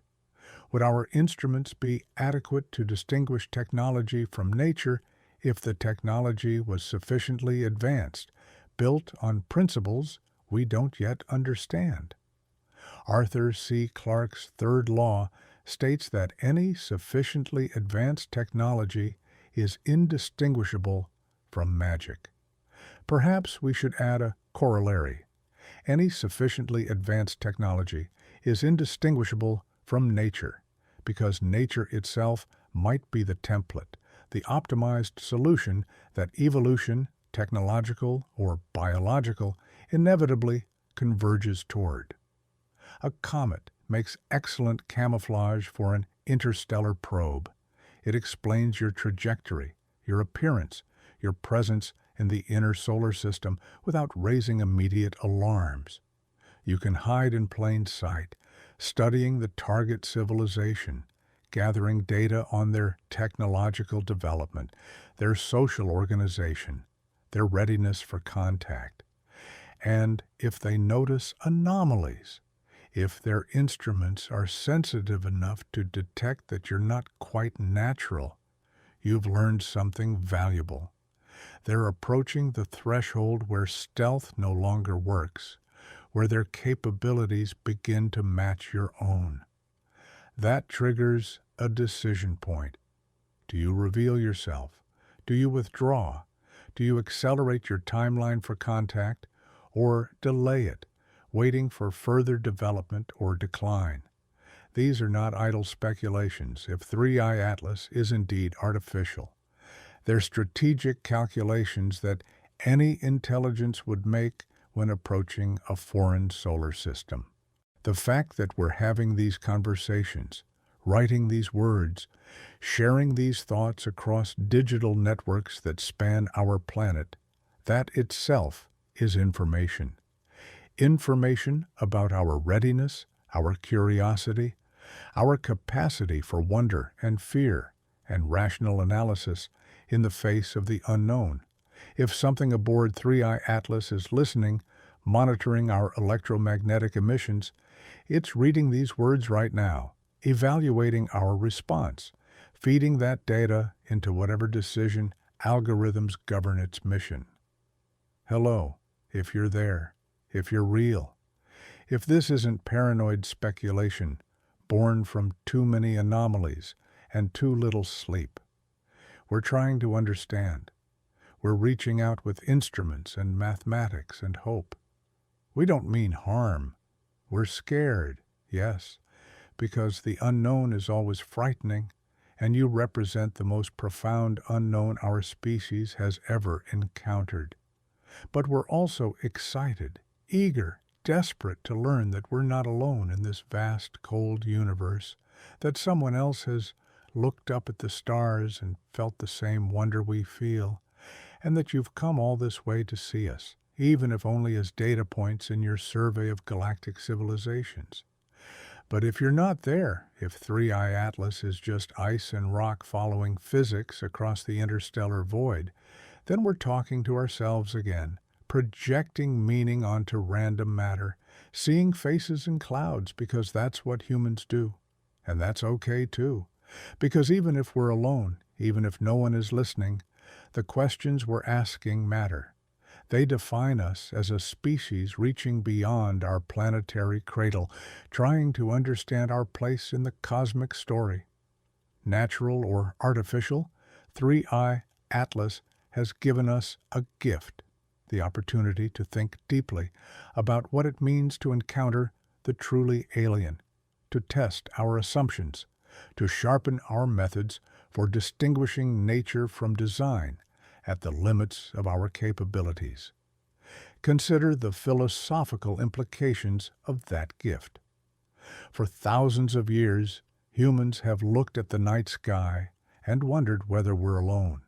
Philosophers, theologians, scientists, poets, all have grappled with the cosmic loneliness question, the vast silence that surrounds us. We've built radio telescopes to listen for signals, sent our own messages into the void, launched golden records on spacecraft, hoping some distant finder might learn about us. But always, the answer has been silence. No response, no confirmation, just the endless whisper of cosmic background radiation and the light of distant stars. 3i Atlas changes the nature of that silence, not by breaking it. We still have no confirmed signal, no decoded message, no unambiguous proof of intelligence, but by introducing doubt into our certainty of solitude, by showing us an object that doesn't quite fit, that makes us question whether we'd recognize artificial when we see it, that forces us to confront the possibility that contact might not look like we've imagined. We've been listening for radio signals, expecting something like ourselves, something that communicates the way we do, thinks the way we do, announces itself according to protocols we'd understand. But what if intelligence takes forms we haven't anticipated? What if the silence isn't absence, but our own inability to hear languages spoken in media we're not monitoring? The search for extraterrestrial intelligence has always operated under assumptions shaped by our own experience and limitations. We assume civilizations broadcast radio signals because that's what we do. We assume they'd want to make contact because that's what we want. We assume they'd use mathematics and science as universal languages because those are the universal languages we've discovered. But these are anthropocentric assumptions, projections of human psychology and human history onto cosmic canvas that might be painted in entirely different colors. An advanced civilization might have moved beyond radio communication millennia ago, using quantum entanglement or gravitational waves, or mechanisms we haven't conceived. They might be broadcasting messages that pass through us constantly, invisible to our instruments, waiting for receivers we haven't invented. Or they might have concluded that broadcasting is dangerous, that announcing your presence to an unknown galaxy is the cosmic equivalent of shouting in a dark forest, and silence is survival. In that case, their probes would be designed for stealth, for observation without interaction, for data gathering that leaves no trace. And we would interpret their silence as absence, never suspecting that we're being cataloged even as we catalog them. This is where 3I Atlas's ambiguity becomes philosophically profound. It exists in that liminal space between known and unknown, natural and artificial, coincidence and design. It forces us to sit with uncertainty, to accept that we might be witnessing something extraordinary without having the tools to confirm it definitively. That's uncomfortable for a species that craves certainty, that builds elaborate systems of knowledge specifically to eliminate ambiguity and replace it with understanding. But maybe that discomfort is valuable. Maybe sitting with uncertainty, holding multiple possibilities simultaneously, without collapsing them prematurely into one conclusion, is exactly the skill we need to develop if we're going to encounter genuine cosmic weirdness. The physicist Richard Feynman once said, "I can live with doubt and uncertainty and not knowing. I think it's much more interesting to live not knowing than to have answers, which might be wrong." That's the spirit we need now, watching 3I Atlas arc through our solar system, trailing questions like a comet trails its tail. We don't know what it is. We might never know with certainty. But the questions it raises are more valuable than premature answers, more generative than false certainty. And there's another dimension to consider, the sociological one. How we respond to ambiguous phenomena like 3I Atlas reveals truths about our civilization, our readiness for cosmic contact, our ability to handle information that challenges fundamental assumptions. The fracturing of opinion, some insisting it's natural, others convinced it's artificial, most uncertain but curious, mirrors broader patterns in how we process novelty and uncertainty. We split into camps, construct narratives that fit our prior beliefs, seek evidence that confirms what we already suspect while dismissing contradictions.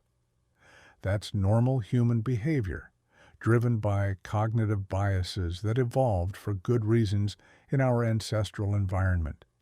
But it's also dangerous when dealing with genuinely novel phenomena that don't fit established categories.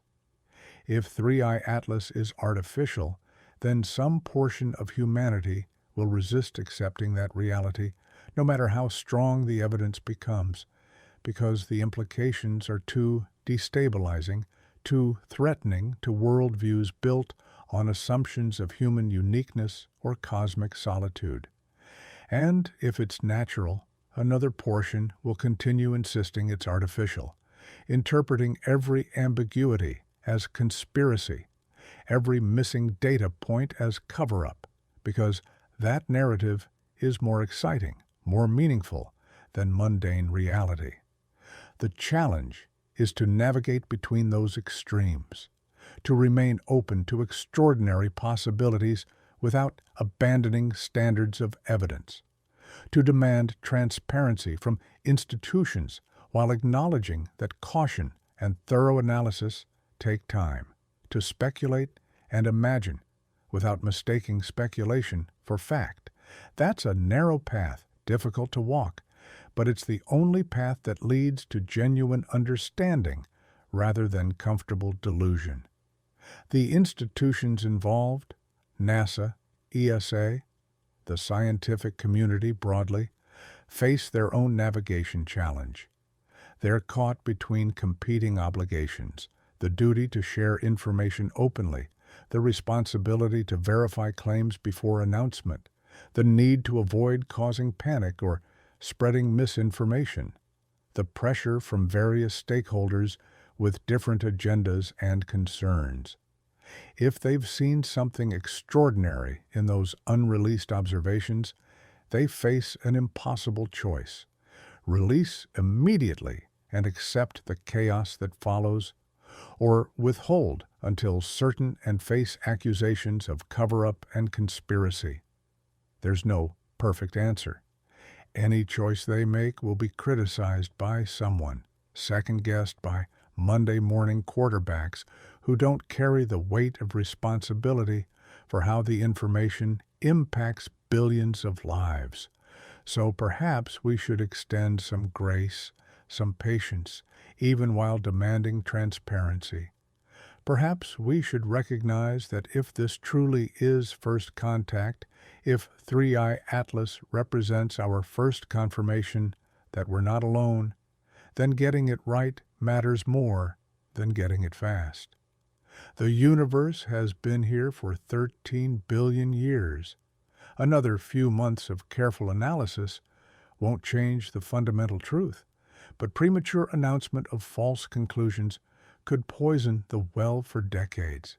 Still, the silence chafes. It feels like control, like paternalism, like someone else making decisions about what we're allowed to know. And maybe that's justified criticism. Maybe in an age of global communication and distributed analysis capability, the old models of information control don't serve us well. Maybe transparency, even of uncertainty and incomplete data, builds more trust than careful management of official narratives. The Perseverance images demonstrate that raw data released immediately allowed independent verification and analysis, gave the amateur community something to work with, created distributed engagement that enriched understanding rather than threatening it. Perhaps that's the model going forward. Release everything, let the community process it collaboratively, trust that truth emerges from collective scrutiny rather than institutional gatekeeping. It's messier, certainly.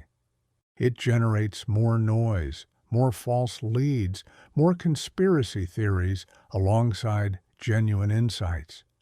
But it also harnesses the power of thousands of minds rather than dozens, democratizes the process of discovery, and builds public investment in outcomes rather than passive reception of pronouncements from above. The dawn is coming. You can feel it in the way darkness softens at the edges, the way silence prepares to give way to the day's first sounds. We've traveled far together through this long night, following the trail of an interstellar visitor that refuses to fit our expectations, that demands more questions than it answers. The mystery remains unsolved, the silences unexplained, the anomalies unresolved. Perhaps that's appropriate. Perhaps some mysteries need time to ripen, data to accumulate, understanding to catch up with observation. 3i Atlas will reach perihelion in November 2025, swing around the Sun at its closest approach, and begin the long journey outward. By early 2026, it will cross beyond Jupiter's orbit, fading from view even for the most powerful telescopes, returning to the interstellar darkness from which it emerged. We have months at most to study it, to gather every scrap of data possible, to answer the questions that keep astronomers awake at night, and flood forums with speculation. The clock is running. The opportunity is finite, and the choices made now about observation priorities, data release, transparency versus caution will determine what we learn and what we miss. History will judge those choices. If 3I Atlas proves to be the most significant discovery in human history, first contact with alien technology, then the decisions about data access and public disclosure will be scrutinized for generations. If it proves to be an unusually interesting natural comet, valuable for understanding planetary formation in other stellar systems, but ultimately just another data point, then the controversy will fade, remembered only as a footnote about how uncertainty breeds speculation. Either way, we've been changed by the encounter. We've glimpsed the edge of the known, stood at the boundary where science meets philosophy, where observation meets interpretation, where facts meet meaning. That's a precious space, that boundary region. It's where growth happens, where understanding deepens, where new paradigms emerge to replace old certainties. The 3I Atlas, whatever it is, has brought us to that boundary and asked us to look carefully at what lies beyond. But let's not end there, at the boundary. Let's push a little further, into the territory beyond, where speculation becomes vision, where questions become possibilities. What comes after 3I Atlas? Whether natural or artificial, this visitor opens doors in our thinking, creates opportunities that didn't exist before it arrived. If it's natural, then we've learned that interstellar objects visit more frequently than we thought, that our solar system sits in a cosmic highway with traffic we're only beginning to notice. That suggests we should be watching more carefully, building detection networks that can spot these visitors earlier, tracking them more comprehensively, even planning missions to intercept them. Imagine a spacecraft launched to rendezvous with an interstellar visitor, not just observe from distance, but actually match velocity, pace alongside it, conduct close-up studies for weeks or months. The technology exists. The delta V requirements are steep, but not impossible for modern propulsion systems, especially if you're willing to accept one-way missions.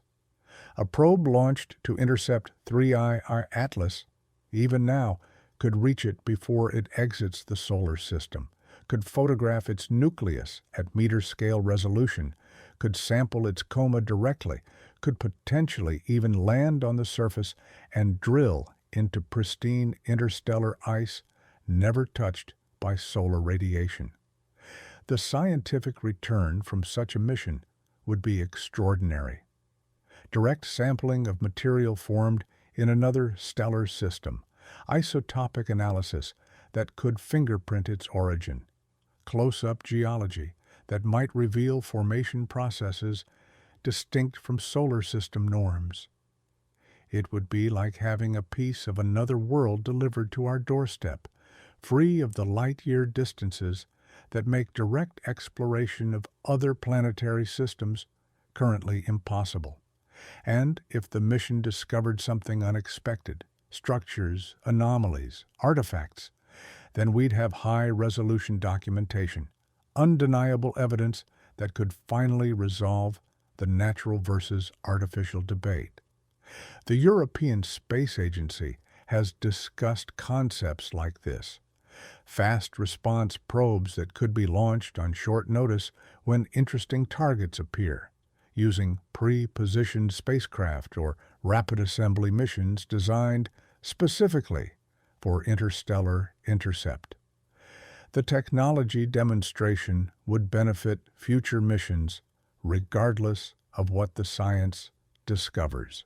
Learning to navigate to targets with hyperbolic trajectories, to match velocities with objects moving tens of kilometers per second relative to the Sun, to operate spacecraft far from Earth in communication-delayed environments.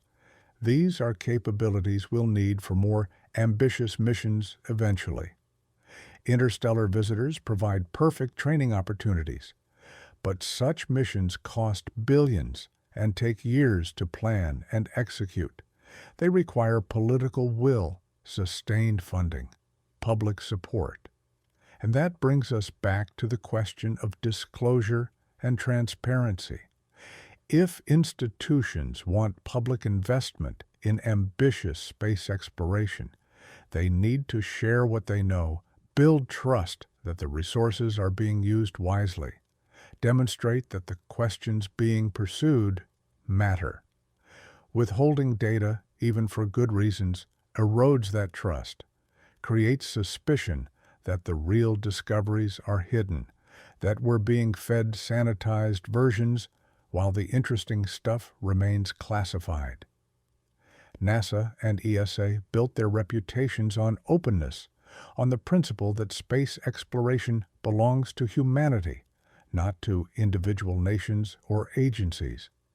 The images from Apollo, from Voyager, from Hubble, and James Webb, these became cultural touchstones because they were shared freely, released without restriction, allowed to inspire generations of scientists and dreamers.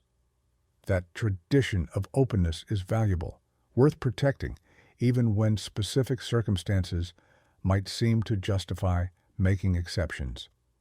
The 3I Atlas observations, if they exist in classified or restricted form, represent a test of that commitment to openness.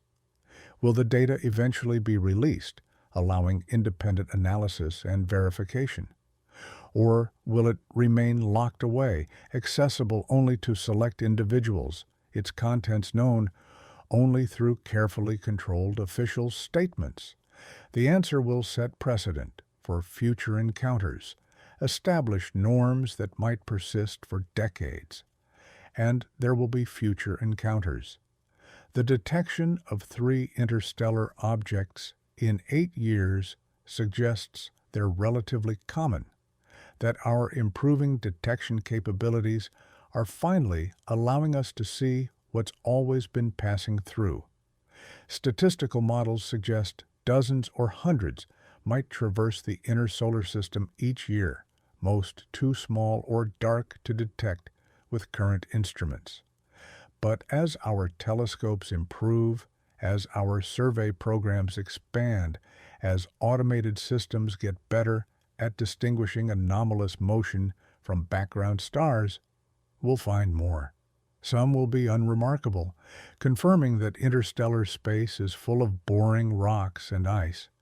But some might be exceptional, might rival or exceed 3I Atlas in their strangeness. What happens when we detect an interstellar visitor heading not just through the solar system, but directly toward Earth? An object on impact trajectory, arrival predicted months or years in advance? That's a scenario that hasn't occurred yet but could. The odds of collision are vanishingly small. Space is vast, Earth is tiny, but not zero. And if it happens, if we face actual interstellar impact threat, the decisions made then will happen in crisis mode, compressed timeline, intense public scrutiny. Better to establish protocols now, during relative calm, than to improvise under pressure. Those protocols need to balance multiple concerns: scientific opportunity versus planetary defense, transparency versus panic prevention, international cooperation versus competitive national interests. An interstellar impactor might be the ultimate scientific opportunity, guaranteed sample return without need for mission. But it's also potential threat, depending on size and composition. How do we respond? Do we attempt deflection, preserving Earth but destroying the scientific target? Do we allow impact in uninhabited region, accepting some risk for maximum scientific return? These aren't easy questions, and the answers depend on specific circumstances that can't be fully predicted. But thinking through the scenarios now, while we have time, is worthwhile. It prepares us for possibilities that might seem remote but aren't impossible. And it forces us to confront deeper questions about our relationship with the cosmos. Are we passive recipients of whatever the universe throws at us, reacting to each surprise as it arrives? Or are we active participants, shaping outcomes, making choices that reflect our values and priorities? 3. Atlas, regardless of its nature, represents a choice point in human development. We can continue observing passively, cataloging what appears, writing papers, and moving on. Or we can engage more actively, launch missions, develop capabilities, prepare for a future where interstellar encounters are routine rather than rare. The second path is harder, more expensive, requires sustained effort across generations. But it's also more aligned with human nature, with our drive to explore and understand, and eventually to reach beyond our current limitations. Imagine a future a century from now, where interstellar visitors are tracked routinely, where missions to intercept them are standard operations, where samples from dozens of stellar systems sit in laboratories awaiting analysis, where the question isn't, are we alone, but which of our neighbors should we visit first? Where the transition from single system species to galactic participant is underway, not through faster-than-light drives or wormholes, those might remain impossible, but through patient accumulation of knowledge, slow expansion of capability, steady progress measured in decades and centuries rather than years. That future starts here, with choices made about 3i Atlas, with decisions about transparency versus secrecy, engagement versus caution, vision versus complacency. The object itself will leave soon, its brief passage through our system ending, its destination unknown. But the questions it raised will remain, the possibilities it opened will persist, the challenge it represents will echo forward into whatever future we choose to build. So rest now, if you can. Let the questions settle into your mind, where they'll work quietly while you sleep, making connections, suggesting patterns, preparing insights that will emerge when you wake. The universe is patient. The stars will still be there tomorrow, burning as they've burned for billions of years, indifferent to our watching, but perhaps, just perhaps, not entirely empty of watchers themselves. And somewhere between the stars, objects drift on paths we're only beginning to map, some natural, some possibly not, all carrying stories about origins and destinations we can only imagine. Sleep well, dream of comets and starlight and the vast distances between worlds.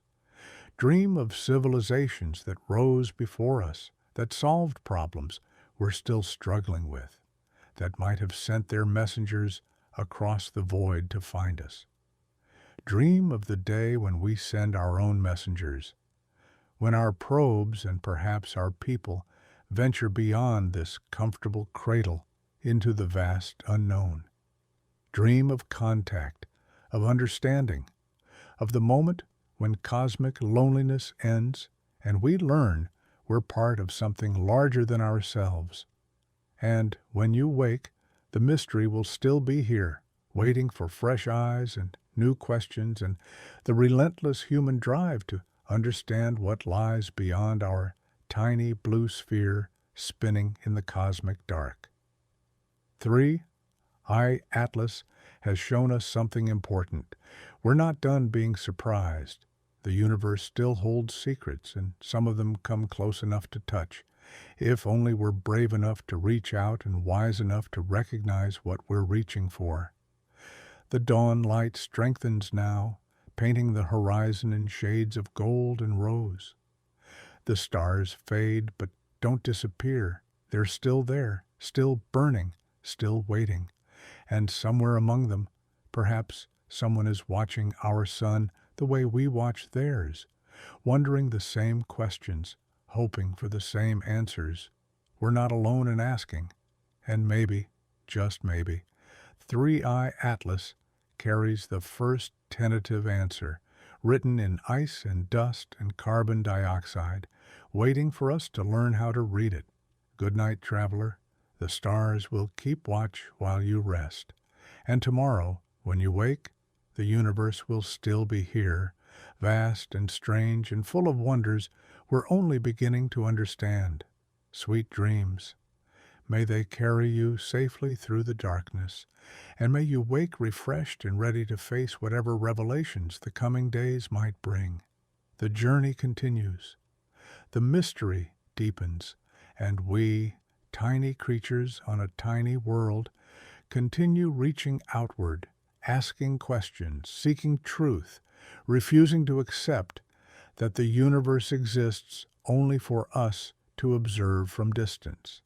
We're becoming participants, and that changes everything.